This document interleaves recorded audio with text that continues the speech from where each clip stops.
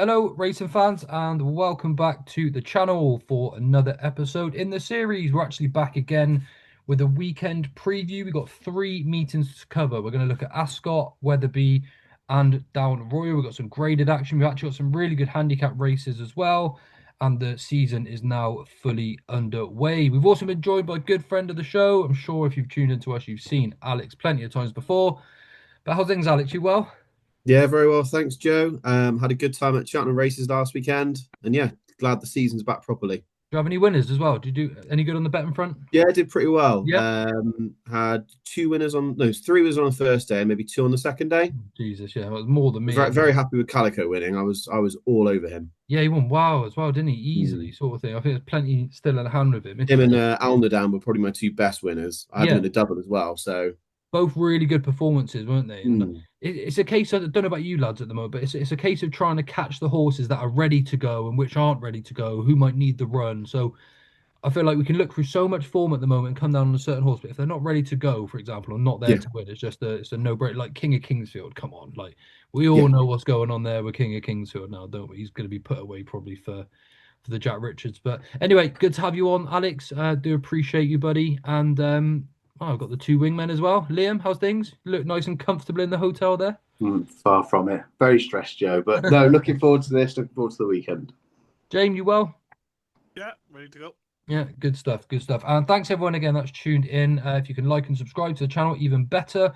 The views are going up, the subscribers are going up. We really are enjoying everyone tuning in to the content, and we've got loads of things to discuss. As I said, this is a weekend preview, but I actually just wanted to bring a few horses to your attention. If you follow me on Twitter, you will be aware of these probably already, but there's just some interesting newly named horses going to a few interesting yards. So briefly, we have a horse called State Woman. She's a full sister to State Man. She has now gone into training with Noel George. We have Flooring Brandy, a full brother to Flooring Porter. He's actually going to go into training with Gavin Cromwell, who obviously trained Flooring Porter. We have a horse called Honey Bucks. Her dam is a half sister to the mighty Big Bucks. She has gone into training with Henry de Bromhead. Those three runners there are all in the colours of the big Westerner, MK Mariga and Cool Mara Stud. There's also three more Rich Ritchie horses to mention. Nicky Henderson has got one with Rich Ritchie. I think this is the first time Ritchie's had a horse with him as well, called Fire Warning, finished second at O'Toy. There's a full brother to Gaelic Warrior called Sparkling Wit. He is now with Willie Mullins and Rich Ritchie. And there's also another full brother called Our Trigger. He is with Willie Mullins, but in the colours of Bronson Racing of Nürburgring. So just a few notable mentions there that have been registered in recent weeks. But let's get on to the preview. We're going to start off with Ascot, the 205. 56 grand to the winner, which definitely makes this a little bit more interesting. We've got Loader Stud here at 4-1, Martator at 6-1, Boot Hill at 13-2, the Red Run winner Sambury at 9-1, and then any price you like for the remainder. We are doing these at the moment before declarations, but that shouldn't bother us too much. We may as well go to you first, Alex. You might as well try kick us off with a winner in the first race, but it's a bit of a tough one. It's a bit of a tough one to crack. It is a tough one. I was looking at possibly putting at Martador. Good record at Ascot, 2 out of 3. But I think might still need to come down another few pounds. But I wouldn't be surprised to see him go well. Horse I'm going to put up is General Madrano. Stable running really well at the moment, Emma Lavelle. I think she's 6 from her last 17. So she's clearly got them all ready to go at the start of the season. His record at the beginning of the season as well is far better than at the end. Saw him win at Newbury last year, and I thought he jumped really well. Ben Jones just needs to make sure that he doesn't get in front too early. So, okay, fine. Fair enough. That's what he's got to make sure. All right, okay. He did have a good second at Doncaster in January. He was beaten 2 lengths by Petit Tonnerre, who's reopposing today. But there's a £13 swing in the weights between those two. Similar prices as well, both around 10-1. So to me, it's a no-brainer. Nice each way bet. Lovely. Slight issue. He only has one so far going left-handed. Yeah, I don't see anything in his jumping or anything like that would worry me about that. So yeah, it's not really a problem for me. Yeah, look, to be honest, he was on my radar too, like you said, because Emma Lavelle seems to have her horses ready to go at the moment. Obviously, she won the per temps qualifier with Marchand 2 the other day. So a nice shout for General Madrano for Alex. Jamie, we'll come to you. Yeah, ditto. It's quite simple. Alex, It's basic stone. simple. This handicap is Yeah, simple. exactly. No, I'm just copying Alex Galpin. I totally agree. Martador, he's won 3 times last year at Ascot, but he's a pound higher than winning at levelings back in November, I think, of last year. He won this race, obviously, last year, Martador. It all depends on Sainsbury. Obviously, one at Plumpton. Behind that was Willie Mullins that day of Westport Cove. You can see how he's improved, so a lot of people will go with Sainsbury here. The quicker to go, the better General Madrano's chance. At the moment, good to firm, but there's a bit of rain forecast, isn't there? So good to staff wouldn't mind the way he bolted up at Newbury on his second start last year. Didn't back it up. But just go back and watch the Red Rum. He didn't get into it. You had to be up with Sainsbury to have any chance of catching Sainsbury that day. That was just obvious to everyone to be seen. But yeah, the quicker Sainsbury goes, the better for General Madrano. And I know it's a heart in your mouth moment. You have to plant him on the line. But look, the faster they go, the better his chance. And I think General Madrano 10-1 each way is my pick along with Alex. Yeah. Yeah, I think you'll probably get that front running effort from Sainsbury as well. He won the Red Rum twice off 130. I think he's off 144 now. They're gonna target probably Aintree at the end of the season, aren't they? Sort of thing. So I wouldn't be surprised to see him, like you said, go off in front and get chinned or caught late on because they won't want to ruin that mark. And I'm not sure he's going to be quite good enough to win off 144. Any love for Lotus Sud there, Leon? He is. Well, is this the start of a grand annual plot or? I don't know. Obviously, Alex mentioned the fact that he backed Calico, and fair play to him. Obviously, really good judgment on his part in the weekend because most of Skeltons have needed the run, haven't they? And have come forward for it. But no, I'm getting a bit jiggy here, Joe, because I put up General Madrano on Tuesday morning over at Oddschecker at 14-1. So it's nice to hear that the boys fancy him as well. I love it. As one off the back of breaks of 67 days and 162 days. And then his other performance on seasonal reappearance was beaten just a length off top weight. Ran okay in the Grand Annual, finished 8th, 15 lengths off the winner. We won't mention his name. And that form they mentioned with Petit Tonnerre, he basically had to carry 16 pounds against him when he almost beat him again after already battering him by 16 lengths when just getting 4 pounds. I think he's still progressive. As Alex said, Emma Lavelle is in awesome form, 35% strike rate. And perhaps he's the nap of the pod in the first race we're covering. Yeah, well, fair enough then. Well, look, he was second on my list, so maybe I'll have to upgrade him a little bit myself with you three mentioning him too. But I'm quite interested in Western General here, a bit further down at 14-1 for Joe Tizard and Brendan Powell, Brocade Racing colours. They had a nice winner today with Gentleman to boot. I've got a feeling it's going to just be a big weekend for these colours. And he won twice. He won twice before pulling up on his latest start, but he's off a mark of 137. That doesn't necessarily look like it's too hefty for me. When he pulled up as well, he stepped up to 2.5 miles. He drops back to the his winning trip here. So perhaps he's just an out and out 2-miler. And the fact that he jumps well, I think he'll be again. This is where we're talking about a horse is going to be ready. I think this is one that's going to be ready first time out. So even though we've got some classy animals in here, you've got your Boot Hill and Lotus Sud, they're carrying a lot of weight. And are they going to be primed first time out? I'm not so sure. So I quite like Western General each way at a price, but I can't ignore the fact that all three of you like General Madrano. I should probably just up sticks and join the gang. So we'll go with General Madrano then as a group in the opener, but I'm simply jumping on at the bandwagon.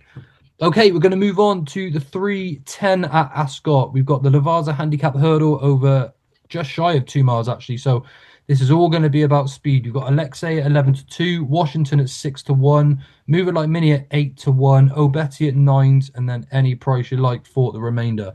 Jamie, we'll come to you first time here. Any fancy? Alexei is obviously definitely will be a lot of people's radar. I've been second in the Welsh Champion hurdle behind Celtic Tino, who's going probably for the great wood if the ground stays sound. Washington, Move It Like Mini, we're first and second in another handicap. But the one I like here, Joe, is for Paul Nichols, 10-1. Fassal was fifth the last day off 116. He was 5-2 favourite for a 2-mile handicap on the 10th of October at Chepstow. But he's run last year on the 20th of December over course and distance off 110. Was well beaten by King William Rufus. The thing is now he's off 116, but the jockey takes 7 off, so he's off 109. King William Rufus went on to win at the April meeting at Cheltenham and then was fourth, a good run, first run of the season behind La Lupa last week at Cheltenham. So the form is there around Ascot for Fasol. I think he's still been handicapped. The £7, he'll be off a 10 stone racing weight, and 10 to 1, I think, because he's had a run. Back at Ascot Road, he was probably his best run with a nice handicap. Fasol would be the one for me at 10 to 1 each way because he's had the run. That Freddie Keeley, who's in the saddle as well, claiming 7. He seems to be worth his weight in gold, doesn't he? To be fair to him, Alex, what do you fancy in this one? Well, it's funny that you mentioned before that you thought Brocade Racing could have a good because I'm gonna put up Alexei. Perfect. I can't for the life of me understand why he wasn't put up at all after the Welsh Champion hurdle. That was Left on the same mark, which is yeah. just Sorry, very strange. And I mean, those first 3 in that race were well clear of the rest. The horse that was third, actually, funny enough, I think it's called Wilfil, is actually on my radar for the Greatwood as well. Oh, okay. So, I mean, looking at the race itself, there's a lot of horses that are entered in other races as well. So I think if you're going to back one of these horses, back them now before it cuts up. If you think they're a likely runner, and from sort of trainer quotes, it does sound like he's going to run. So that'll be who my money be on. Perfect. I love that because I'm straight up. I'm with you there, Alex, and just echo everything you said. That World Champion hurdle form as well. It just looks really strong. Like I said, I think they're going to have a big weekend. So me and Alex will both go for Alexei there. Anything on your radar for this one, Liam? No, I pretty much echo what Jamie said. I think Fasol and Affordin have basically kind of disappointed a little bit for Nichols over the course of the years, and eventually you have to kind of just get off the horse before you jump off the cliff with them. Fasol has got 8 second places over the course of his career. Whether he really wants to kind of do his job would be the only question mark, but I probably would be willing to give him one final chance. I think that he's a decent each way bet at 10s. Yeah. Okay. Lovely. Right. We move on then to the 3:45 at Ascot, the Sodexo Live Gold Cup Handicap Chase over 3 miles. Interesting race. We've got the changing man again for Joe Tizard there at 5 to 1. Haiti Couleur not going to run here. I think the plan's to run in the per temps hurdle next week and then go straight for the Hennessy, was it? Or I think it was the Hennessy or the Betfair Chase. I'll check that out. Katati Dory for Sam Thomas, Henry's Friend for Ben Paulin, Neon Moon, David Pipe, and Brocade Racing, and then any price you like for the remainder. Liam, have you had a look at this race yet? Yes, briefly, mate. Snipe remains on my radar, but I just don't know which day is going to be the day with him. Blow Your Wad has got some decent form going right-handed, only a couple of pounds higher than when he won at Kempton. I think it was on Boxing Day last year or the year prior. Snipe, yeah, he has taken a drift in the market, but he's got £3 claimer on board. I think he will have a day in him. And he's got the benefit of 2 runs under his belt. So tentative each way play on him, but no massive opinion, mate. Yeah, okay. Alex, have you got a fancy? I do, and it's another Brocade horse. It's Neon Moon. We're doing the tricksy, Alex. We're doing the tricksy. Well, I'll have to cut on it now, yeah. He's got a great record run fresh. He's won in his last 2 years seasonal reappearances. He was third in this race last year off 136, running in it this year off 130, so £6 lower.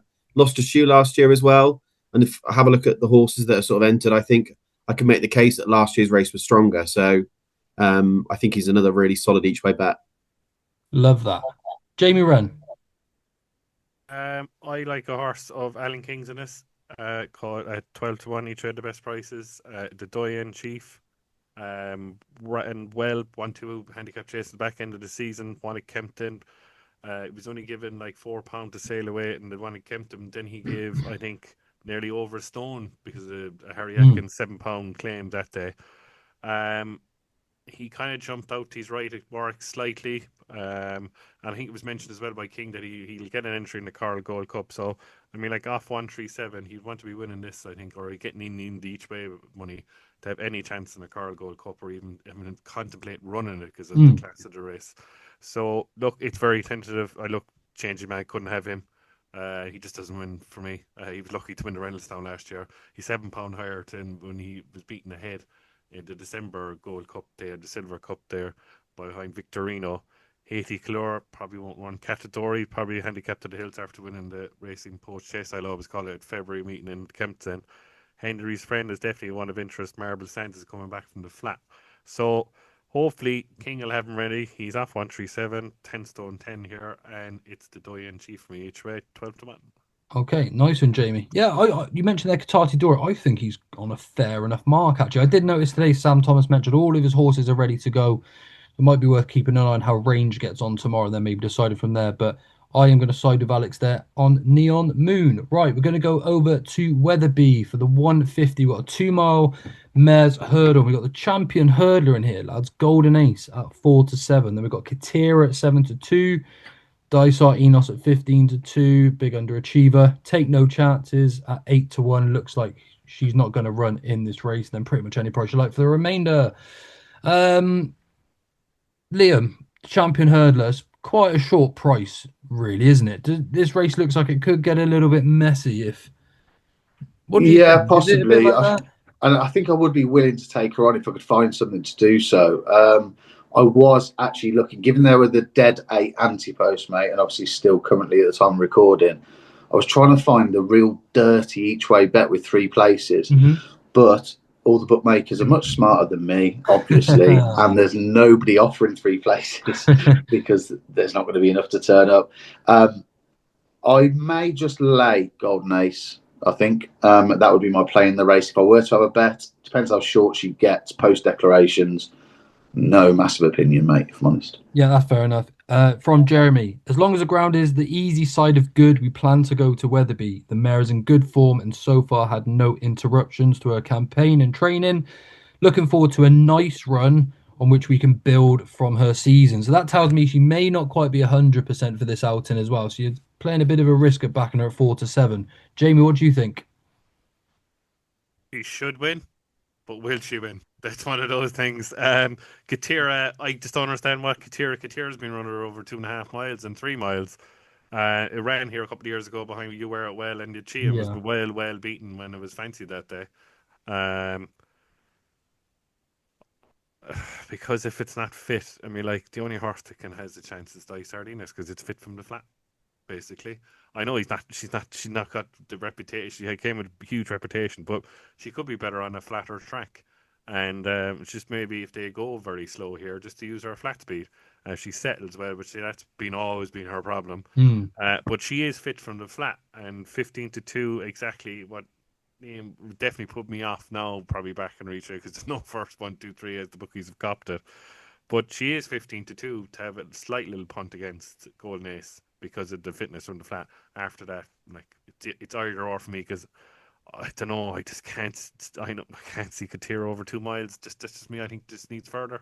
But look, that'll the day Katira will win. But maybe Dice Sardinos, but I wouldn't have a strong opinion. Alex, you quite like Golden Ace as a horse. I do too. But is she going to I'll be honest with you, Joe. I've got the same opinions as Jamie, really. I love Dice Enos, but she's just never been the same since she had that overreach a couple of years ago. That would be my only real angle at the race. Like Jamie said, if they went off a crawl and it turns into a proper sprint finish, Dice Enos is quick. But I wouldn't be having a bet in the race other than that. Yeah, okay, fair enough. Let us know who you fancy in the race as well in the comments. See if you think Golden Ace can get it done first time out. If she, like you said, if it turns into a bit of a tactical race, it might just pan out a little bit different than what we necessarily think. Okay, we're going to move on to the 222 at Wetherby. We've got the 3-mile Bet 365 hurdle, which is a grade 2 over 3 miles. Strong leader in here at 2 to 1 for Ollie Murphy and Sean Bowen, who have, of course, been in great form of late. We've got Potter's Charm going down the stayers hurdle route at 7 to 2. Take No Chances. She's a pretty good mare in here at 6 to 1. Botox has at 8. I'd be really interested if Maxim turned up here as well, 10 to 1, and then Doddy the Great at 14 to 1. Any price you like for the rest. Alex, we're going reverse order here. Strong Leader's a proven graded horse. I can never seem to get him right, though. Yeah, you just can't trust him. Like one race, he'll turn up and win. The next time, he'll be beaten 75 lengths. And that's exactly what happened last year. And there's always an excuse. It's, he doesn't like running at Cheltenham. He doesn't like going this way round. He doesn't like this. Doesn't like that. Like he's not good if he runs too soon after. There's always a reason, an excuse. Yeah. And I just couldn't put money on a horse at that price when they, I don't know, just always full of excuses. I will avoid Potter's Charm now until he proves that he's actually has some decent form, because all the horses he sort of beat at the beginning of the season have turned out to be donkeys, really. So, horse I'm going to take a chance on is, funny enough, called Take No Chances. She had a decent campaign last year, had a nice third at Cheltenham in December behind Wadu and Joyous, who both won since. She then won at Ascot and out-battled Cargisi. And then she had 2 seconds at both Aintree and Cheltenham to Lossiemouth. Reappeared in Chepstow in a handicap, just potted around at the back off top weight before making late headway. I just think she's a really solid horse. Hasn't got as much to find with Strong Leader on the ratings of the others. And I think she's off 145 and her rating's 145 and she gets an £8 pull anyway. So it's only really £5 to find against an inconsistent favourite. So yeah, I'll happily take a chance on her. Yeah, I love that. A really good, solid horse. Like you said, they could have went to Ascot as well, and they've decided to come here. Yeah. Alex Galpin's here to ride Take No Chances, not Low de Sud as well at Ascot. So that has to sort of make you think a little bit that they're here, trying for the prize money. And I think that could lead true onto the next race as well. Jamie, why is Potter's Charm going down the stayers route rather than going novice chasing? Can't jump fences, probably. Is it that, or do you? No, I don't know. I don't know. I'm only. Could it be though? Could it be though that they feel like they can have an easier campaign trying to make him stay over 3 miles over hurdles, whereas if he comes up against some Irish horses 3 miles novice chasing, he could be on the back foot very quickly. Do you know what I mean? I agree with you. There's definitely a program in England to get to the so-called top in England, but when the Irish courses come over, yeah, of course, exactly what you're saying. Totally agree with you there. Strong Leader, I wouldn't take 2 to 1 Strong Leader if you give me free money, but I think this is Light's little trot around. It's another Strong Leader. He's probably better on a flat track. Obviously, we know that. That's just stating the obvious. But if he'll probably run in this, but then he'll win in the race in Newbury. I'd be all over him for the race now if he runs well here. Do you know what I mean? Mm-hmm. Potter's Charm is coming out of novice company. No, take no chances. I see the thing. It's poor enough race, Joe, and it's just poor dead. I think Botox has, who won this race 2 years ago, beating Red Risk and Dashel Drescher and Tyne Hill and all these, hasn't won obviously since the Rendersham. Probably his best going is soft heavy. To be seen at his best if it rained a lot. Because he's won this race before. He's off at Evanstone too. He's getting £6 off the Strong Leader, which is you only get a couple of pounds to find. Maybe he'll be primed to this, unless now they don't do anything with him and keep dropping him in the handicap, run him in the Perth Thames qualifier or something like that, and get him a handicap for Cheltenham, something like that. But if he wants to win a graded races, like this is a graded race in name only, I think. He's definitely worth a chance because he's won the race before, and that's me guessing now here. 8-1 each way. If Strong Leader doesn't come out the right side of the bed, put it that way, Joe. What do you think? It's showing me here good ground at the moment. Is it going to be good to soft on the day? I think it will be. Yeah, because I quite like one a bit further down here. Just again taking one on a bit of chance, thinking that Potter's Charm's not going to be ready. Could be a few question marks about ground for some of them, but Doddy the Great, he's pulled up twice on good ground. That's my concern. But from then, he went and finished second at Haydock. Then he won at Cheltenham, of course, as we know. Then he went and finished second at Punchestown as well. I wouldn't discount him being sort of ready to go first time out. Again, there's a bit of prize money. If he gets jocked up, I'd probably end up backing him. But I would wait until declarations. Of course, then he might not get the price. But I wouldn't put many people off Doddy the Great. I don't think he's that far behind these on ratings. Liam, what do you fancy here? Or do you not? That PU as well at Kempton at Christmas Bay, it's a little bit unfair because I think he absolutely spun at the start and basically was given no chance. So he was pulled up because he was out the race before he even started. Fine. Take No Chances, as I think it's definitely got decent chances. Alex has mentioned the last 2 seasons has come on for a prep run and then won subsequently second time up for the last 2 seasons. I will only be watching one horse in this race, Joe, and it will be out the back of the telly. It'll be Joyo Mashan, and everyone else should be watching it as well. And wait for Haydock. It's interesting just looking at official ratings in this, to be honest, with Maxim, who is the second highest rated horse, who essentially has won a load of handicaps over in Ireland. Shows you the golf in quality. If he's on a going day, you never know. He's probably too high to be plunged back into handicap company. Or plotted up for anything. But yeah, again, sorry, mate, no real opinion or bet from me. But yeah, enjoy a mash and keep him on side. Maxim's actually a horse I love as well. Honestly, he does need a bit of cut in the ground though, and he's a Grade 2 winner now. Yeah. Grade 2 last time out. He beat Gala Marceau, and he beat the Devil's Coachman as well. 3 starts back in a Grade 2. So he's a good horse, like you said. If he's ready and tuned up, this is all a case of trying to find out which ones are ready. And it's probably a race I'm going to leave alone. Like I said, I might have a piece of Doddy the Great if he's jocked up tomorrow. Right, we're going to stay at Wetherby. Really enjoy the Charlie Hall chase every year. Grade 2 over 3 miles, 257 at Wetherby. Protectorat's in here at 5-2. Hewick at 4-1. Pictory at 9-2. Jello at 13-2. The Real Whacker at 7-1. And then we've got some double figure prices for the remainder. Jamie, Ren, anything in here? Oh, I found this very tough. A lot of horses I've backed. Hewick obviously won very well on the last day, Thurles, but that was a hurdle. I suppose it's the opposite for Hewick. He will want no rain. Do you know what I mean? To be seen at his best. He definitely has a chance, obviously being a previous King George winner, but I don't know. Like Pictor, look, we had the interview with Paul Nichols. Obviously, he has one left-handed, but only run left-handed only a couple of times in his career. Pulled up obviously behind Gaelic Warrior at Sandown at the end of the season, the Oaksey Chase. This is to see if he can go left-handed and, to see if he can stay 3 miles. I still have my doubt he does really, really stay 2 to 3 miles. But I know this is his first run properly at 3 miles. He's a 2.5 miler, really. He has to give, like Jello as well, won really well in the Denman Chase. I think the better ground at that chance, but obviously has soft ground for it. Real Whacker won this last year, needs better ground. Stellar Story could come over, be interesting if he got his jumping together. I think Crow Park will go to Down Royal. So, or maybe not, might come over here, but look, the second behind Gaelic Warrior in the Betfred Bowl, whatever it's called, in entry over 3 miles on. I think if Protectorate is going to win a grade of races over 3 miles this season, and because he's getting on, he's 10 years old, he's getting £6 off Pictory. I know it's unoriginal. I'm a huge fan of the horse a couple of seasons ago. He did me a very big favour at Cheltenham there 2 years ago. But there is a slight doubt that Skelton will have him ready, but he should have him primed because there's not a lot left for Protectorate to win. So, yeah, I'll take a little chance. I know he's 5-2 favourite for a reason because of his rating and what he's done in his career. But I think he just might win this, and it'll be Protectorate for me.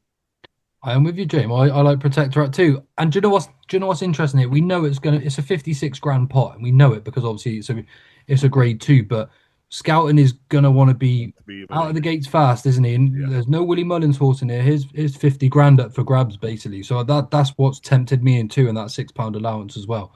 Liam.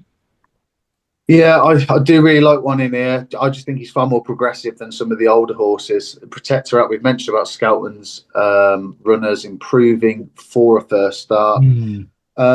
Jello, I know he's stepping up to 3 miles for the first time. He's got a great record going fresh. 3 years ago, ran out an easy winner by 7 lengths at Aintree. 2 years ago, was a winner again at the same venue, beating Master Chewy. Obviously followed Hitman home the other day, and he's not a half bad chaser at all. And last year finished second on his seasonal reappearance over a trip that we now know is definitely too short for him in the Holden Gold Cup behind JPR1. I think he's got more progression in him. He's obviously a 7-year-old. I think there's more to come. The others are now 10-year-olds towards the top of the market. He doesn't have an awful lot to find on official ratings. He's rated the same as Pictory, £1 higher than Hewick, and just £3 shy of Protectorate. I think that potentially he could go and win this, and I certainly hope he does. He's a better put up, and I think that Jello's overpriced, even though he has been drifting over the course of the week. Charlie Deutsch's magic over fences. Hopefully, Jello can make it 3 wins on seasonal reappearance. Nice and strong word for Jello there from Liam. Alex, have you got one in here? Charlie Hall? I'm with Liam, all over Jello. Okay. I think for me, he's probably the best bet of the Saturday. I'm really keen on him. Wow. I mean, just looking at the race, if you take out the 2 Irish horses, because I don't think either of them are going to run in this, that leaves 8, and 7 of those are 9 or above. Like Liam said, it's basically a veterans chase with a horse that's not a veteran. One of the horses is 13, going to be 14 in a month and a half's time. Dan Brown, yeah, geez, yeah, I did see him down the bottom there. It's just crazy. What a terrible renewal. Yeah, I'll go for Jello. Love it. Yeah, love that. Fair Also, enough. I would hate it if I had to hear Alice Plunkett talking about £800 Hewitt winning a race again. I don't think I could cope. I'd have to Why turn is the No, telly off. Alex, So, stop, no, please. Shishkin. You're bringing up Shishkin on the head. why is Hewitt running here and not running over in the Ladbrokes chasing Down Royal? They tried that, didn't they, last year? Didn't he? Did Was he he get second collared? last year? Was he second last year, Tim Vi? He was, wasn't he? Yeah, I think he was. yeah, I he was very second strange. at Yeah, last year. He Yeah. was. He got chin, didn't he? yeah. Late. Yeah. Okay. Times Fair are enough. different, I suppose. They can do what they want with him. Really, he owes them nothing. No. Yeah. Absolutely. Yeah. And he's been in fine form, hasn't he, at home as well? To be fair to him. Okay. Right. Over to Down Royal next, then, gents. We're going to start off in the 240. We have the Bet Victor Champion Chase over 3 miles. Great to see Envoy Len here back on the racetrack. He's been a brilliant servant to the sport, proper sort of class athlete, isn't he? 15 to 8 to get the job done, to go back to back in the race. But we've got some other decent horses in here. Spillans Tower, if he turns up. Western Fold at 7 to 1. I think he'll go for the other race potentially. You've got Founder 50 at 8. Affordale Fury at 12s. And then any price you like for the remainder. Again, it's probably a race that could cut up a little bit, this one, gents. Liam, anything stood out early doors for you? Obviously, I've heard a lot of comments around social media. The fact that Envoy Allen is an absolute sure thing, and I'm thinking, well, he's 11. I don't think he is. And then you hear today, Spillans Tower's potentially not going to turn up given the ground conditions. You're like, well, what beats him? And then you're kind of like, well, I don't think anything does. But so nothing wins this, Joe. Nothing's going to win this race. Okay, fair enough. Yeah. Croke Park, if he turns up, would be of interest given the fact he's had a run and he is a really good jumper. This is a poor renewal for Irish standards anyway, especially. Usually, obviously, you get decent clashes and decent fields. Jamie's eyes might be rolling currently while I say that, but I want to take Envoy Allen on, but I don't know what with Joe. So again, a bit boring, and others may not play the game this way, but I'll probably just lay him if I were to have a bet. Yeah, fair enough, mate. That's fine. It won't be a bet and heat for me. I just like to see him go and win. So whatever way you either decide to lay him or watch it and sort of hope he wins. That's how I feel we're at anyway. Alex? I've got the exact same thoughts as Liam. Yeah. I really want to take on Envoy Allen, but I have absolutely nothing to do with. So unless it absolutely buckets down and we get a run from Spillane's Tower, I'll be avoiding the race, and I'll be hoping that Croke Park goes in the 2.5 miler. Yeah, interesting. That's it. We've got a really good race coming up after this as well. Before we get there, though, Jamie, any more clarity on the race? I think it's between the two Gordon Elliott horses because I think he's going to run Western Fold, who's on a roll. Yeah, Western Fold is going to run. So, but he's entered in the other race as well, the 2.5 miler, isn't he? Yeah, it all depends. But I think he said there a couple of weeks ago that Founder 50 runs here. Okay. And this is my bet in the race because I think he's been crying out for 3 miles. He can run over 2. He won last year, beating St. Sam on Irish National Weekend. He beat Pinkerton last year in the same race over 2.5 miles, giving the stone after he won in the Galway Plate, which was a fantastic performance at the time. I think he just needs 3 miles, Joe. 8 to 1 to find out will he get to 3 miles, beating Envoy Allen. Look, we all know Envoy Allen's been a superstar, especially around Tom Riders when he's been beaten nostril by Jerry Colomina there 2 years ago, beating Hewick obviously last year. But now I think it's coming to the so-called little young pretender. I know he's an 8-year-old, he's not young at all. Well, it should be in his primary career. He's rated 165 for a reason, Founder 50.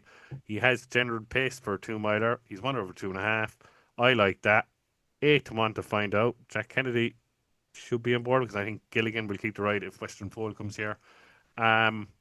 Yeah, I'm going to take a chance on Founder 50 and I hope he wins it. But 8 to 1, I think it's just a big price each way to find out. So I think it's Founder. And over obstacles, Jay, he's won on every single seasonal reappearance. Yeah, I like that. He's won it downright as well. So I think Founder 50 is a massive price at 8 to 1. Hammer down. Case sold. I'm actually on board Founder 50. Let's go. I'll just take your words. I actually made a good case for it. Okay, we're going to go on to the 3:15 next. Again, there's a couple of contradiction runners in here. The 2 mile, 3.5 furlong. Grade 2 chase. Yeah, so we've got, again, Western Fold is in here, could run in either of the races. We've got Firefox, Croke Park, Speculatrix, a load of Gordon Elliott runners, but we also do have Gorgeous Tom for Henry de Bromhead. Jamie, I'm actually going to come straight back to you. See, this is where I think they'll run Western Fold, because like you said, you made a good case about Founder 50, and if they're thinking anything similar, then perhaps they're going to send Western Fold this way over the 2.5 trip. And I think you're right. He hasn't shown any signs of stopping just yet, has he? He's off 157. He's probably a 160s horse after the win in the last day. But what do you think? It's the same thing. Like will he run 2 in the other one? Do you know, like Western Fold, Gilligan, and Jack will be on Founder 50, where Jack will probably on either Croke Park. But I think if Western Fold doesn't turn up, and the way he won his beginner's chase at the meeting last year, I can't see anything past. There's obviously no betting in this yet, which is stupid really, because it's a grade 2. But I think if Firefox and Kennedy's on board, the way he beat Mossy Fen Park over course and distance last year in the beginner's chase, he'd be the bet for me in this, and because he won very well on seasonal appearance over course and distance last year. Look, Western Fold should win this if he ran here, but if he doesn't, Firefox I think will win this. Yeah, went close to your beloved Spindlebury last time out, giving her about £10 or something as well, didn't he? So, and another horse that Liam likes that went on then to beat the Ballyburn, Chen Kylie was in that as well. So, oh yeah, form is form. Good form, yeah. You love a good form line, James. Alex?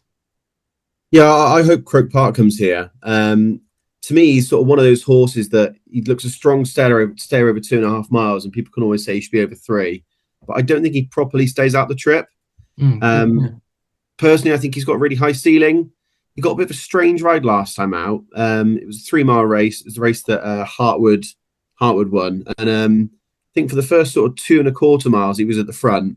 And then the other two just sort of went past, and Jack was sort of sat motionless while they sort of went 10 lengths ahead. Then they sort of got down to business at the end of the race, and he was still just sort of the same distance from them, and got given a really strange sort of quiet ride. Wasn't really put into the race. It just sort of stuck out to me. Like, I don't really understand what they were doing. But I do think he is a 2.5 miler. I think he could be a Ryanair type to me. I don't think he's a proper 3-mile stayer. That's just my opinion, and that's who I'll be supporting in this race. Yeah, fair enough. Yeah, 2 good cases, gents. Liam, finish us off with a good one then. Oh, I can't, unfortunately. I echo most of what Alex has just said. I think Croke Park is the most likely winner. He probably will not be a price that I would back at. I'll watch this one and just enjoy it, Joe. Fair enough. Well, I hope they bring Western Folder getting the weight from a few of them, just because he's on a bit of a roll. We know he's race fit ready as well, so I will go for Western Fold. Okay, that wraps up the 8 races for today. But I'm just going to go around. Is there anything from anywhere else, lads? First off. Well, good to mention on Friday, there's a lot of KTTA horses are running. The Flying King is going over 2 miles 6. Romeo Coolio is back. And 2 mile 4. The Yellow Clay obviously is back over 2 miles, 2 miles 1. It'd be interesting to see how they get on Friday, which is a good card always at Downright. Yeah, definitely so. Hoping Romeo Coolio. Carrick Moore Spruce to win the mare's hurdle. Yeah, lovely. She's a lovely mare, isn't she, to be fair? Yeah, she's lovely. Anything else, gents, or we go to best bets for what we've covered? I've got a couple. Fire away, Alex. Fire away. Quite fancy. This will be the one. He's got a couple of entries. One at Ascot on Saturday, and then one at Hereford on Monday. Saw him win a bumper at Kempton. Really impressed me that day. Ran in a few hurdle races last year, including having a second to French Ship, who won in October at Cheltenham, and then he was also second to Alexi, who I fancy to win as well this weekend. He's been given a mark of 114, which I think he's a lot better than that. He was with Kieran Burke last year, but I can see now he's been moved over to Ben Clark. Like I say, he's got 2 entries over the weekend, and whichever he goes in, I'll be having a little pop with him. Because if he's with now, I imagine you might get a nice little price on him as well. So, that'll be one for me. And then I've seen that Van der Poel, Ben Pauling, making his chase debut. I was quite excited to see him. And then I saw the race that he's in, which looked very difficult. So I became a lot less excited to see him.